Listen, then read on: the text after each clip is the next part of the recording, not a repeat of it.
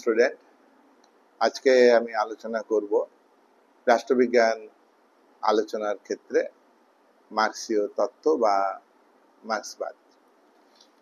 মার্ক্সবাদ একটি গুরুত্বপূর্ণ মতবাদ, বিশ্বে আলোড়ন সৃষ্টিকারী মতবাদ। এই মতবাদ অনুযায়ী পৃথিবীতে এক সময় বিশ্বের 1/3 ভূখণ্ডে সমাজতন্ত্র প্রতিষ্ঠিত হয়েছিল, কিন্তু সমাজতন্ত্র প্রতিষ্ঠিত হলেও সমাজতান্ত্রিক ব্যবস্থাকে সঠিকভাবে সেই দেশের কমিউনিস্ট পার্টিগুলো যথাযথভাবে ব্যবহার করতে পারেনি। ত্রুটি অনেক ছিল, নেতৃত্বের যোগ্যতা, নেতৃত্বের মধ্যে সততার অভাব, সাংগঠনিক দুর্বলতা, একাধিক কারণে সেই সব সমাজতান্ত্রিক দেশ আজকে কিন্তু ভেঙে গেছে। তোমরা একথা জানো, 1917 সালে নভেম্বর বিপ্লবের মাধ্যমে সোভিয়েত রাশিয়াতেই প্রথম সমাজতান্ত্রিক ব্যবস্থা তৈরি হয়। সোভিয়েত সমাজতান্ত্রিক ব্যবস্থা এটা 1991 সালে ভেঙে যায়। সোভিয়েতের উদ্যোগে দ্বিতীয় মহাযুদ্ধের সময়ে একাধিক পূর্ব ইউরোপের দেশে সমাজতন্ত্র প্রতিষ্ঠিত হয়। কি তাই তো? রোমানিয়া, বুলগেরিয়া, আলবানিয়া, যুগোস্লাভাকিয়া, হাঙ্গেরি, এই সমস্ত দেশে সমাজতান্ত্রিক ব্যবস্থা প্রতিষ্ঠিত হয়। আবার এই সব দেশের সমাজতন্ত্র ভেঙে পড়ে। মার্ক্সের একটা কথা আছে যে বিপ্লবকে রপ্তানি করা যায় না। হয়তোবা সোভিয়েত ইউনিয়ন এই সব দেশে কমিউনিস্ট পার্টিকে মজবুত না করে, মাটি তৈরি না করে, তার উদ্যোগে শক্তি প্রয়োগ করে সমাজতান্ত্রিক ব্যবস্থা গড়ে উঠেছিল। আর এই সব দেশের কমিউনিস্ট পার্টিগুলো সততার অভাবে সমাজতান্ত্রিক ব্যবস্থাকে, সমাজতান্ত্রিক উৎপাদন ব্যবস্থাকে ধ্বংস করে ফেলে, সমাজতন্ত্রের পতন ঘটে। রোমানিয়ার চাউশেস্কুর বিরুদ্ধে গণ আন্দোলন শুরু হয় এবং তাকে জনগণ পিটুনি দিয়ে হত্যা করে।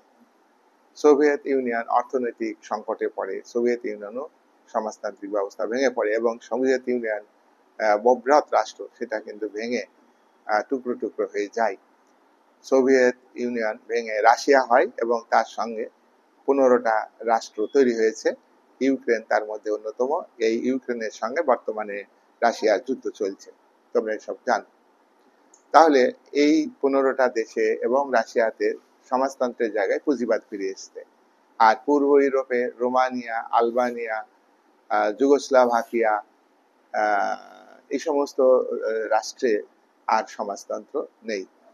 এখন নামে মাত্র সমাজতন্ত্র, চীনে সমাজতন্ত্র আছে। 1949 সালে অক্টোবর মাসে চীনে জনগণতান্ত্রিক বিপ্লব, গণবিপ্লবের মাধ্যমে সমাজতন্ত্র প্রতিষ্ঠিত হয় এবং সেখানে 1982 সালে সংবিধানে পুঁজিবাদের অনেক বৈশিষ্ট্যকে গ্রহণ করেছে এবং চীন পুঁজিবাদী ব্যবস্থার যে বিদেশি বিনিয়োগ অর্থনীতিতে, আভ্যন্তরীণ ক্ষেত্রে, এবং চীন একাধিকবার সাম্রাজ্যবাদী নীতি গ্রহণ করেছে যা সমাজতান্ত্রিক আদর্শ বিরোধী এবং মার্ক্সবাদ আদর্শ বিরোধী।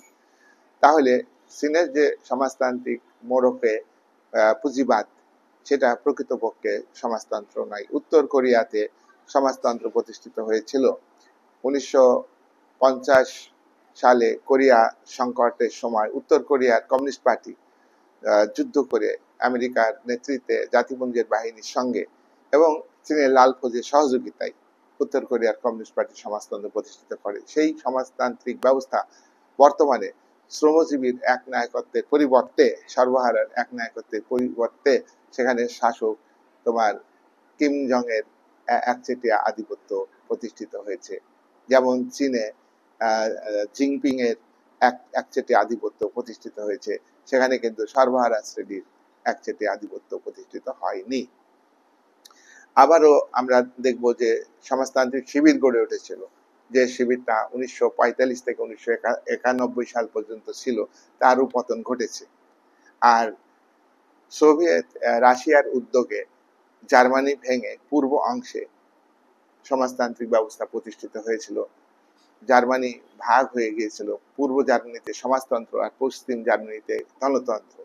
এই জার্মানি প্রাচীর দিয়ে আলাদা করা হয়েছিল, বার্লিনকে আলাদা, রাজধানী বার্লিন আলাদা, সেই প্রাচীরকে তোমার ভেঙে ফেলেছে 1989 সালে পশ্চিম জার্মানির মানুষেরা এবং পূর্ব জার্মানির মানুষেরা। এটাও কিন্তু অর্থনৈতিক কারণে এবং নেতৃত্বের ত্রুটির কারণে এই সমাজতন্ত্র ভেঙে গিয়েছে। তাহলে আজকে পৃথিবীতে ভিয়েতনামে একটা সমাজতন্ত্র আছে, মোটামুটি ভাবে আছে। আর কি উত্তর কোরিয়াতে আমরা প্রকৃতপক্ষে সমাজতন্ত্র বলবো না, আবার চীনেও সমাজতান্ত্রিক রাষ্ট্র এটা বলবো না। তাহলে মার্ক্সের তত্ত্ব অনুযায়ী আমরা পর্যালোচনা করে দেখলাম যে বিভিন্ন দেশে তার তত্ত্ব কিন্তু ফেলিওর হয়েছে, ব্যর্থ হয়েছে। এখন আপাত দৃষ্টিতে এই তার তত্ত্ব ব্যর্থ হয়েছে বলে মনে হয়। দেখো, তত্ত্বের যে সার বস্তু সেটা আমরা বিভিন্ন আলোচনার মধ্যে দিয়ে তুলে ধরবো। মার্ক্সের দ্বন্দ্বমূলক বস্তুবাদ, ঐতিহাসিক বস্তুবাদ, উদ্বৃত্ত মূল্যের তত্ত্ব, শ্রেণী ও শ্রেণী সংগ্রামের তত্ত্ব, রাষ্ট্রতত্ত্ব এবং বিপ্লবের তত্ত্ব। এই ছটা তত্ত্বই মূলত মার্ক্সবাদের মূল বিষয়। তো এগুলো আলোচনার মধ্য দিয়ে আমরা পর্যালোচনা করে দেখব যে মার্ক্সবাদটা একটা ফেলিওর সত্যি কি হয়েছে, না যারা মার্ক্সবাদকে ফলো করে সমাজতন্ত্র প্রতিষ্ঠিত করেছিল তাদের ত্রুটির জন্য এবং সেখানে সমাজতান্ত্রিক ব্যবস্থাকে টিকিয়ে রাখার জন্য সর্বহারা শ্রেণীর মধ্যে যে শ্রেণী চেতনা, সেখানে ত্যাগ এবং উৎপাদনের ক্ষেত্রে সক্রিয় একটা ভূমিকা নেওয়া, সেই সব দিক আলোচনা করলেই আমরা বুঝতে পারবো যে এইসব দেশে কেন সমাজতন্ত্রের পতন ঘটেছে। তাহলে মার্ক্সবাদ কিন্তু পুরোপুরি ভাবে এই মুহূর্তে আমরা বলতে পারবো না যে এটা একটা ব্যর্থ মতবাদ বা এটা এই মতবাদে কোনো গুরুত্ব নেই।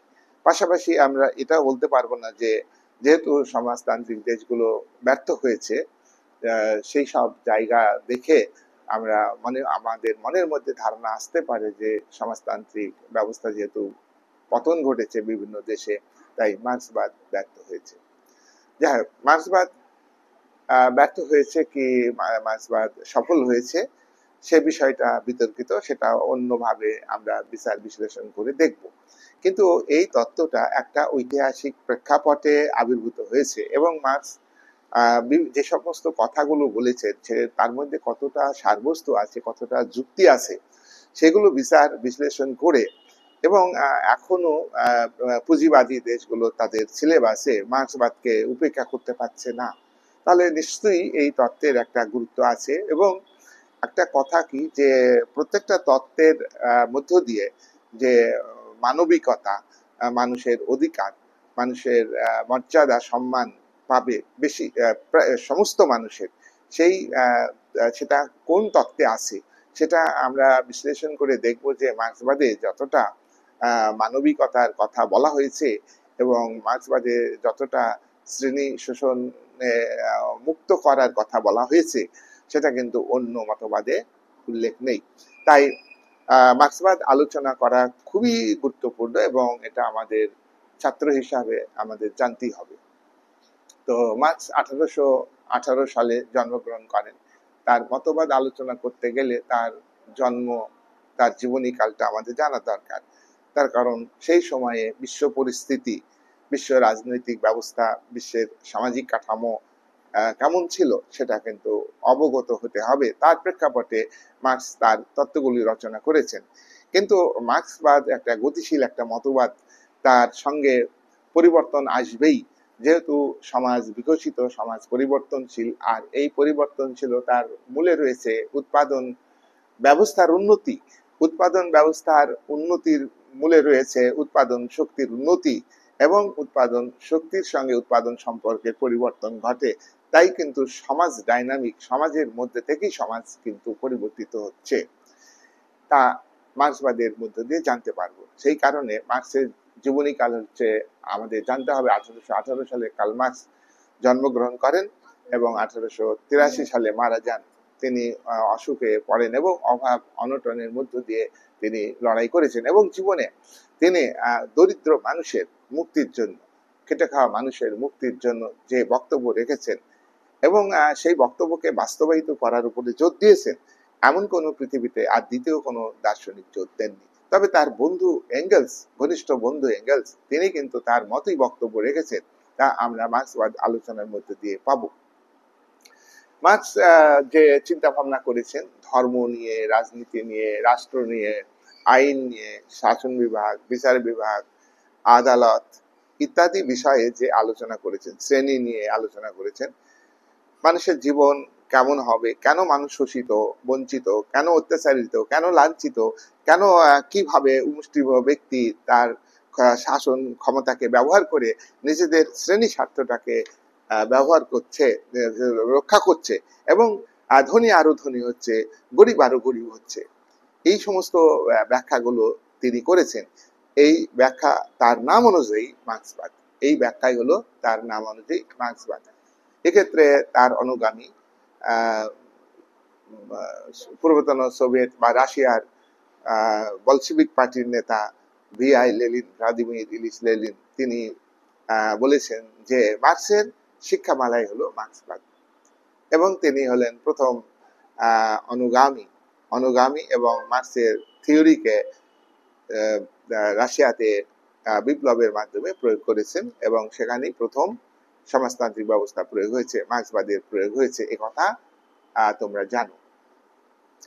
এবার মার্ক্সের সঙ্গে এঙ্গেলসের বন্ধু এঙ্গেলসের কথা আসে এই কারণে, রাষ্ট্র কিভাবে উদ্ভব হইলো, রাষ্ট্রের কাজ কি, শ্রেণীর কিভাবে উদ্ভব হইলো, শ্রেণী বিভক্ত সমাজ কবে থেকে সৃষ্টি হলো, কেন সৃষ্টি হইলো, সমাজ বিকাশের বিভিন্ন স্তর, সাম্যবাদী সমাজ, দাস সমাজ, সামন্ততান্ত্রিক সমাজ, পুঁজিবাদী বা গণতান্ত্রিক সমাজ, সমাজতান্ত্রিক সমাজ, সমাজতন্ত্রের একটা উন্নত পর্যায়ে সাম্যবাদ, এই যে ব্যাখ্যাগুলো মার্ক্স যেমন দিয়েছেন তেমনি এঙ্গেলস দিয়েছেন।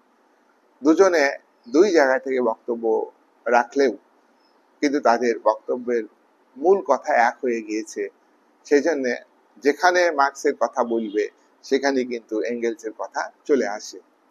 ওকে, দেখো মার্ক্স একজন তাত্ত্বিক, মার্ক্স কিন্তু লিডার না।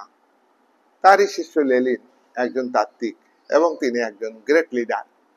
ওকে, মাও সেতুং কিছু তত্ত্ব রচনা করেছেন এবং তিনি কিন্তু মাও সেতুং চীনের গণবিপ্লবের নেতা, চীনের কমিউনিস্ট পার্টির নেতা।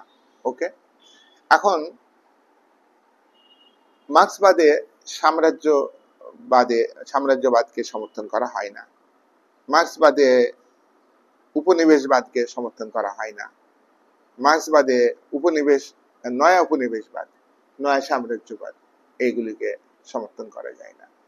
কিন্তু আমরা 1962 সালে মাও জেদং, চীনের রাষ্ট্রনায়ক, তিনি ভারত আক্রমণ করেন এবং ভারতের একটা অংশ, কাশ্মীরের, তখন একটা কাশ্মীরের অংশ ছিল, আজকে লাদাখের একটা অংশ, সেটা হলো আকসাই অঞ্চল, এই অঞ্চল কিন্তু চীন দখল করে নিয়েছে মাও সেতুং এর নেতৃত্বে। এটা কিন্তু মার্ক্সবাদ বিরোধী। ওকে, আচ্ছা, এইবার তাহলে মার্ক্স যখনই গরিবের স্বার্থ রক্ষা করবার জন্য, শ্রমজীবী মানুষের স্বার্থ রক্ষা করবার জন্য, শ্রমিক কেন দরিদ্র তার ভাগ্যের জন্য দায়ী না, ধর্ম দায়ী না, এর জন্য দায়ী হচ্ছে সমাজের উৎপাদনের উপকরণের মালিক শোষক শ্রেণী, তারাই। এই যে ব্যাখ্যাগুলো দিয়েছেন, এই ব্যাখ্যাগুলো কিন্তু প্রত্যেকটা দেশের শাসক শ্রেণীর বিপক্ষে ব্যাখ্যা। সেই জন্য জার্মান পরাধীন একটা দেশ ছিল, জার্মানির 39টা রাজ্য ছিল, তার মধ্যে একটি রাজ্যে তিনি বসবাস করতেন, এখানে জন্মগ্রহণ করেন, এবং শ্রমজীবী মানুষের স্বার্থের কথা বললে জার্মান সরকার তাকে, জার্মানিতে অস্ট্রিয়ার উপনিবেশ ছিল, জার্মানিতে ফ্রান্সের উপনিবেশ ছিল, জার্মানিতে ডেনমার্কের উপনিবেশ ছিল, ডেনমার্কের দুটি প্রদেশে উপনিবেশ ছিল, স্লেজবিগ এবং হলস্টিন, আর বাকি অংশে বেশিরভাগটা ছিল ফ্রান্সের উপনিবেশ আর অস্ট্রিয়ার উপনিবেশ। সুতরাং এই উপনিবেশিক শক্তির সরকার যা মার্ক্সকে দেশ থেকে বিতাড়িত করে। মার্ক্স জার্মান থেকে বিতাড়িত হয়ে ফ্রান্সে আশ্রয় নিয়েছিলেন। ফ্রান্সে গিয়েও তিনি তত্ত্ব লিখেছেন দরিদ্র মানুষের স্বার্থে, সর্বহারা শ্রেণীর মানুষের স্বার্থে, খেটে খাওয়া মানুষের স্বার্থে, বুঝলে। এইবার ফ্রান্স সরকারকে জার্মান সরকার চাপ দেয়, সেখান থেকে আবার তিনি জার্মানিতে ফিরে আসেন এবং জার্মানি সরকার আবারও তাকে তিনি যে সব বইগুলো লিখছেন, বইগুলোর নাম আমি বলছি, বইগুলো লিখছেন, তার উপরে চাপ সৃষ্টি করছে, তাকে আবার জার্মান থেকে বিতাড়িত হয়ে তিনি আবার লন্ডনে গিয়ে আশ্রয় নেন এবং এখানে তিনি থিওরি লিখতে থাকেন। মার্কস কিন্তু তার লেখা বন্ধ করেননি, এত তার উপরে চাপ এসছে। রাইনিশে সাহিত্য 1844 সালে, এটা দরিদ্র মানুষ কেন শোষিত, দরিদ্র মানুষ শোষিত হয়, তার জন্য তার ভাগ্য দায়ী না, তার জন্য ভগবান দায়ী না, বা ঐশ্বরিক শক্তি দায়ী না, এ দায়ী হচ্ছে আর সমাজে যারা শাসক শ্রেণী তারা দায়ী, আর সমাজে যারা উৎপাদনের উপকরণের মালিক তারা দায়ী। এই সব ব্যাখ্যা তার রাইনিশে সাহিত্য পত্রিকাতে উল্লেখ করলে তাকে দেশ থেকে বিতাড়িত করা হয়। হলি ফ্যামিলি একটি গ্রন্থ, এইটা 1845 সালে লেখা হলো। 1848 সালে জার্মানির কমিউনিস্ট লীগ একটা পার্টি, কমিউনিস্ট লীগ পার্টি শ্রমজীবী মানুষের স্বার্থের পার্টি। এই পার্টি মার্কস এবং তার বন্ধু এঙ্গেলসকে একটি পার্টির ইস্তেহার প্রকাশের দায়িত্ব দিল। কমিউনিস্ট লীগের একটা ইস্তেহার প্রকাশের দায়িত্ব দিল এবং মার্কস এবং এঙ্গেলস 1848 সালে দুজন মিলে কমিউনিস্ট পার্টির ইস্তেহার, কমিউনিস্ট ম্যানিফেস্টো, এই গ্রন্থটা 1848 সালে লিখলেন। এই গ্রন্থ অত্যন্ত তাৎপর্যপূর্ণ। এই গ্রন্থের তোমার 12টা খণ্ড আছে। ওই যেমন আমি পড়িয়েছি যে অ্যারিস্টটলের দি পলিটিক্স গ্রন্থটা কটা খণ্ড ছিল? 8খানা খণ্ড ছিল, 8খানা খণ্ড। আর দি পলিটিক্স বুক 1, দি পলিটিক্স বুক 2, দি পলিটিক্স বুক 3, এরকম করে দি পলিটিক্স 8, অর্থাৎ 8টা খণ্ড। তেমনি কমিউনিস্ট পার্টির ইস্তেহার বা কমিউনিস্ট ম্যানিফেস্টো 1, কমিউনিস্ট ম্যানিফেস্টো 2, এরকম 12টা খণ্ড প্রকাশিত হয়েছে। সাধারণত তোমরা কমিউনিস্ট ম্যানিফেস্টো প্রথমটাই বেশি পড়ো এবং আমরা এটাই বেশি আমাদের সিলেবাসে রয়েছে। এই গ্রন্থে মারাত্মক কথা তিনি বলেছেন, সে কথাগুলো আমরা বিভিন্ন সময় আলোচনা করব। আমি কয়েকটা কথা আমি উল্লেখ করি। ইউরোপ ভূত দেখছে, কমিউনিজমের ভূত, এ ভূত আজ ছেড়ে ফেলার নয়। ইউরোপের যেসব গণতান্ত্রিক পার্টি রয়েছে, যে political system, liberal Democratic system, সম্পত্তির উপর ব্যক্তিগত মালিকানা, আর এই ব্যক্তিগত মালিকানার ফলে সম্পদ মুষ্টিমেয় ব্যক্তির হাতে কেন্দ্রীভূত হয়, আর রাষ্ট্রের আপামর জনগণ, শ্রমজীবী মানুষ মালিকানা থেকে যেহেতু বঞ্চিত, কিন্তু তারা উৎপাদন করে, আর উৎপাদিত পণ্যের যে দাম হয় সেটা বিক্রি করে উৎপাদনের উপকরণের মালিকরা সেগুলো সেই মুনাফাকে, সেই অ্যাবনর্মাল মুনাফাকে ক্যাপিটাল হিসেবে আবারও ইনভেস্ট করে। এইভাবে ক্যাপিটালিজম, সেটা কিন্তু মুষ্টিমেয় ব্যক্তির স্বার্থে উদ্ভব হয়েছে। শিল্পায়ন মুষ্টিমেয় ব্যক্তির স্বার্থে শিল্পায়ন হয়েছে।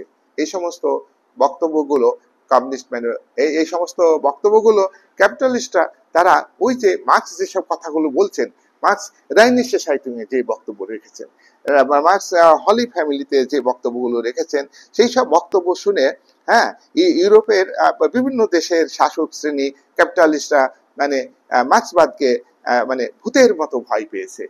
তাই কমিউনিস্ট ম্যানিফেস্টোর প্রথম লাইন হচ্ছে, ইউরোপ ভূত দেখছে, কমিউনিজমের ভূত, সাম্যবাদের ভূত, সমাজতন্ত্রের ভূত, এ ভূত ঝেড়ে ফেলার নয়।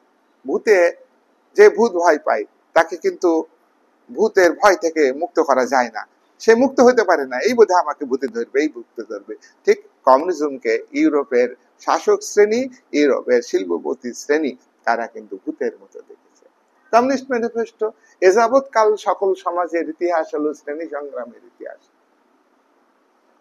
মার্কস বলেছেন যে আদিম সাম্যবাদী সমাজ মানব সভ্যতার বিকাশের প্রথম সমাজ। এই সমাজে কোনো শ্রেণী ছিল না, এই সমাজে জমির উপরে ব্যক্তিগত মালিকানা ছিল না, তাই শ্রেণী ছিল না, তাই শ্রেণী শোষণ ছিল না। যা কিছু মানুষ সংগ্রহ করত প্রথমে, তারপরে পরে মানুষ উৎপাদকে পরিণত হয়েছে, সংগ্রহ করে সবাই ভাগ করে খেত, এই অর্থে সাম্যবাদ। আবার আদিম অনুন্নত সমাজ, আর এই সমাজের পরিবর্তন যখন আসলো, এই সমাজের শেষের দিকে যখন জমির উপর ব্যক্তিগত মালিকানা এলো, তখন দুটো শ্রেণীর আবির্ভাব ঘটলো। আর যে শ্রেণী জমির মালিক হলো, তারাই হলো অনেক মানুষকে খাটিয়ে নিতে লাগলো। তৈরি হয়ে গেল দাস ব্যবস্থা, স্লেভ সিস্টেম। প্রথম শ্রেণীভিত্তিক, শোষণ ভিত্তিক, উৎপাদনের উপকরণের উপর ব্যক্তিগত মালিকানা ভিত্তিক একটা সমাজ অত্যাচার করত মালিকরা কৃতদাসদের বা দাসদের। কৃতদাসদের দ্বারা কৃতদাস তাদের বিক্রি করে দিত জমির মালিকানার জোরে, সম্পদের মালিকানার জোরে। কি বুঝতে পারছো? এই কথাগুলো বললেন। তারপরে ওই কৃতদাসরা লড়াই করে সমাজটার পরিবর্তন করলো, নতুন একটা সমাজ, ফিউডালিজম বা সামন্ততান্ত্রিক সমাজ। সেই সামন্ততান্ত্রিক সমাজের যারা ভূমিদাস তারা শোষিত, আর সামন্ততান্ত্রিক সমাজের ভূমিদাসদের কিছুটা কৃতদাসদের তুলনায় স্বাধীনতা ছিল। সেই কারণে তারা তারা ব্যবসা শুরু করে, আর ব্যবসা শুরু করতে করতে নদীর ধারে বসবাস করে, এবং তারা ধনিক বণিক শ্রেণীতে পরিণত হয়, উদীয়মান ধনিক বণিক শ্রেণী। আর তারা মূলধনের মালিক হয়ে যায়। তখন গ্রামের জমিদার জোদ্দার সামন্ততন্ত্রের যে সামন্ত প্রভু, তাদেরকে ক্ষমতা থেকে উচ্ছেদ করবার জন্য তারাই আবার বিপ্লবে ডাক দিয়েছে কৃষকদের সংগঠিত করে। ওকে, এই যে ব্যাখ্যাগুলো, এখানে একটা Marx communist manifesto, Marx Engels উল্লেখ করেছেন যে যে অস্ত্র দিয়ে সামন্তবাদকে পুঁজিপতি উদীয়মান ধনিক বণিক শ্রেণী উচ্ছেদ করেছে, সেই অস্ত্রটা তাদের বিরুদ্ধেই উদ্যত হবে। মানেটা কি? সামন্ততান্ত্রিক সমাজে যারা শোষিত বঞ্চিত, তারা কারা? ভূমিদাস, কৃষক। সামন্ততন্ত্র উচ্ছেদ করে কৃষকরা জমির মালিক না, তাই ওদেরকে জমি চাষ থেকে সরিয়ে নিয়ে এসে শহরে কারখানা তৈরি করেছে উদীয়মান ধনিক বণিক শ্রেণী, কারখানাতে কাজ দিয়েছে। কি গো? আর তখন লেবার ইন্টেন্সিভ মেথডে উৎপাদন হতো। আর যত সংখ্যক কৃষককে শ্রমিক হিসাবে নিযুক্ত করেছে, মার্কস এখানে উল্লেখ করেছেন, এই অস্ত্রটা একদিন তাদের বিরুদ্ধে উদ্যত হবে। যাদের আজকে কৃষি কাজ থেকে ছাড়িয়ে শিল্পে নিযুক্ত করলো, এরা হলো শ্রমজীবী, এরা একদিন ঐক্যবদ্ধ হবে। ইতিহাস শিক্ষা দেয়, যারা শোষিত বঞ্চিত মানুষ তারা চুপ করে বসে থাকে না, তারা গর্জে উঠবেই, তারা লড়াই করবে। আর লড়াইয়ে কিন্তু জিতবে যারা শোষিত, তারাই। তার বড় প্রমাণ হলো দাস সমাজে কৃতদাসরাই জিতেছে। কি গো? কৃতদাস মালিকরা হেরেছে। আর কৃতদাস মালিক যারা, তারা তারা কিন্তু সামন্ত সমাজে সামন্ত প্রভুতে পরিণত হয়েছে। এখানে কালার চেঞ্জ করলো, শোষক কিন্তু থেকেই গেল। আর এই শোষণ ভিত্তিক ফিউডালিজম বা শোষণ ভিত্তিক ভূমিদাস ব্যবস্থাতে যাদের আজকে মুক্ত করছে উদীয়মান ধনিক বণিক শ্রেণী, তোমরা চাষ ছেড়ে দিয়ে এসে শহরে শিল্পে কাজ করো, এখন ওদের ভালো লাগছে উদীয়মান ধনিক বণিক শ্রেণীর। একদিন এই শ্রমজীবী মানুষ ঐক্যবদ্ধ হয়ে, সর্বহারা শ্রেণী ঐক্যবদ্ধ হয়ে, কারখানার শ্রমিকরা ঐক্যবদ্ধ হয়ে মালিকের বিরুদ্ধে রুখে দাঁড়াবে, মালিকের পতন ঘটাবে। তাই মার্কস এঙ্গেলস কমিউনিস্ট ম্যানিফেস্টো গ্রন্থে বলেছেন, যে অস্ত্র আজকে তৈরি করে সামন্তবাদকে উচ্ছেদ করছে উদীয়মান ধনিক বণিক শ্রেণী, একদিন এই উদীয়মান ধনিক বণিক শ্রেণী যখন পুরোপুরি ক্যাপিটালিস্ট শ্রেণীতে পরিণত হবে, তার বিরুদ্ধেই এই সর্বহারা শ্রেণী লড়াই করে পতন ঘটাবে। এ পতন অনিবার্য, ওই পতন বুর্জোয়াদের পতন অনিবার্য, আর সর্বহারা শ্রেণীর জয়ও অনিবার্য। কেন? অতীতের কৃতদাসরা লড়াই করে জয়লাভ করেছে, সামন্তবাদী শক্তিকে উদীয়মান ধনিক বণিক শ্রেণী কৃষকদের ব্যবহার করে পতন ঘটিয়েছে। আর আগামী দিনে এই পুঁজিপতি শ্রেণীর বিরুদ্ধে তাদেরই নিযুক্ত শ্রমজীবী শ্রেণী লড়াই করে তাদেরকে ক্ষমতাচ্যুত করবে। এই সব ব্যাখ্যা কমিউনিস্ট ম্যানিফেস্টোতে উল্লেখ করেছেন। আমি সাম আপ করে বললাম। মার্কসের আরেকটা বিখ্যাত গ্রন্থ, আজকের ভিডিওতে এই বইগুলো বললেই হয়ে যাবে। হ্যাঁ, মার্কসের এছাড়া আরো বিখ্যাত নিজের লেখা class struggle in France. Class struggle in France মানে কি? ফ্রান্সের শ্রেণী সংগ্রাম। আবার সরাসরি ভাবে তিনি লিখেছেন ক্লাস স্ট্রাগল। ক্লাস স্ট্রাগল বোঝা গেল?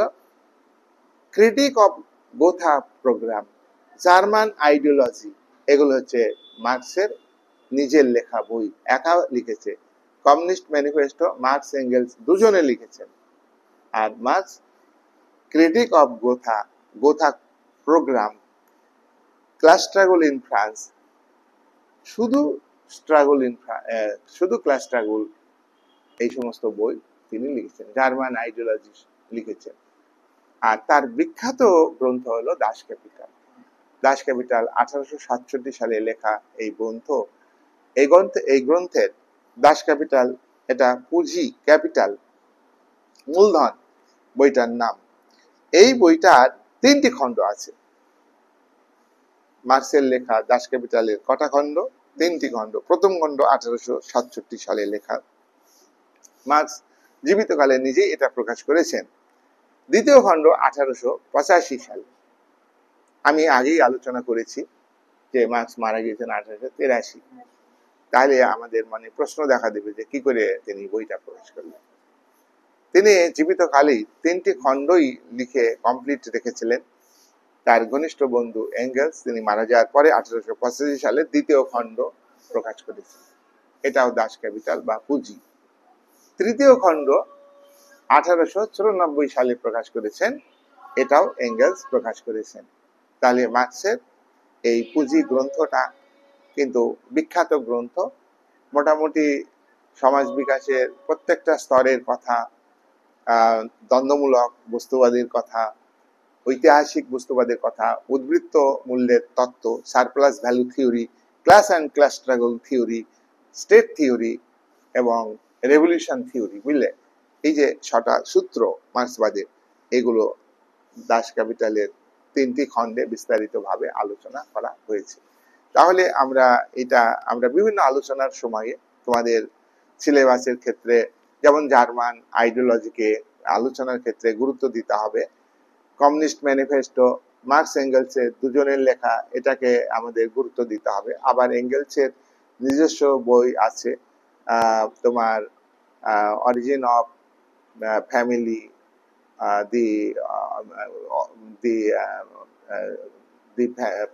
দি স্টেট যে গ্রন্থ আছে, এটা এঙ্গেলস একাই লিখেছেন। অ্যান্টি ডুরিং, এটাও এঙ্গেলসের লেখা, আমরা আলোচনার ক্ষেত্রে বলবো। আর মার্কসের একজন অনুগামী, বিখ্যাত অনুগামী, রাশিয়ার বলশেভিক পার্টির লিডার, বলশেভিক নভেম্বর বিপ্লবের লিডার, বলশেভিক পার্টির লিডার এবং মার্ক্সবাদের ভক্ত, তিনি হলেন V I Lenin, Vladimir Ilyich Lenin. তার লেখা দি স্টেট, একটা ভাষণ স্টেটের উপর 1919 সালে তিনি দিয়েছিলেন একটা ইউনিভার্সিটিতে, সোভিয়েত রাশিয়ার একটা ইউনিভার্সিটিতে। তার উপরে একটা গ্রন্থ দি স্টেট, এই গ্রন্থ এর বিভিন্ন বিষয় নিয়ে আমরা আলোচনা করব। State is a machine one class over another, এই গ্রন্থের একটা আমি লাইন বললাম। আর লেনিন মার্ক্সের তত্ত্বকে গুরুত্ব দিয়ে দ্য স্টেট অ্যান্ড রেভলিউশন গ্রন্থ লিখেছেন। তাহলে প্রথম বললাম কি দি স্টেট গ্রন্থ, আর দ্বিতীয়টা কি বললাম দি স্টেট অ্যান্ড রেভলিউশন গ্রন্থ। এটা লেনিনের বিখ্যাত গ্রন্থ। রেভলিউশন থিওরি আমরা যখন আলোচনা করব তখন এই গ্রন্থের অনেক বিষয় আমরা তুলে ধরবো। আর তাহলে মার্ক্সবাদ সম্পর্কে আমরা পরবর্তী ভিডিওগুলিতে, একাধিক ভিডিওতে আমি আলোচনা করব। মার্ক্সবাদের তাহলে মোটামুটি একটা গ্রন্থ এবং সময়কাল এবং মার্ক্সের বক্তব্যের মূল কথা আমি আজকের ভিডিওর মধ্যে দিয়ে তুলে ধরলাম। আর মার্ক্সবাদের প্রত্যেকটা আলাদা আলাদা ভিডিও হবে। প্রথম কি বলেছি, মার্ক্সবাদের মূল, প্রথমে এটা জানতে হবে মূল বিষয় মার্ক্সবাদের কোনটা বলতো? দ্বন্দ্বমূলক বস্তুবাদ। দ্বন্দ্বমূলক বস্তুবাদ। 2, ঐতিহাসিক বস্তুবাদ, হিস্টোরিক্যাল ম্যাটেরিয়ালিজম। 3, উদ্বৃত্ত মূল্যের তত্ত্ব, সারপ্লাস ভ্যালু থিওরি, এটা পুঁজিবাদী অর্থনীতির উপরে ভিত্তি করে উনি লিখেছেন। ওকে। 4, class and class struggle. Class and class struggle, এটা 4 নাম্বার। 5 নাম্বার থিওরি হলো স্টেট থিওরি। স্টেট থিওরি, এই যে state is a machine one class over another, এবং মার্ক্স নিজেও বলেছেন রাষ্ট্র হলো শ্রেণী শোষণের যন্ত্র, রাষ্ট্র কোন সমাজ থেকে সৃষ্টি হইলো তার আলোচনাটা এই ভিডিওতে হবে।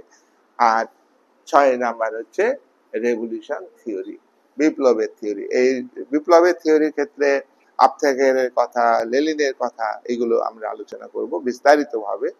তাই আমরা পরবর্তী ভিডিওতে আলোচনা করব কোনটা, দ্বন্দ্বমূলক বস্তুবাদ। এই বলে আজকের আলোচনাটা আমি এখানে শেষ করলাম।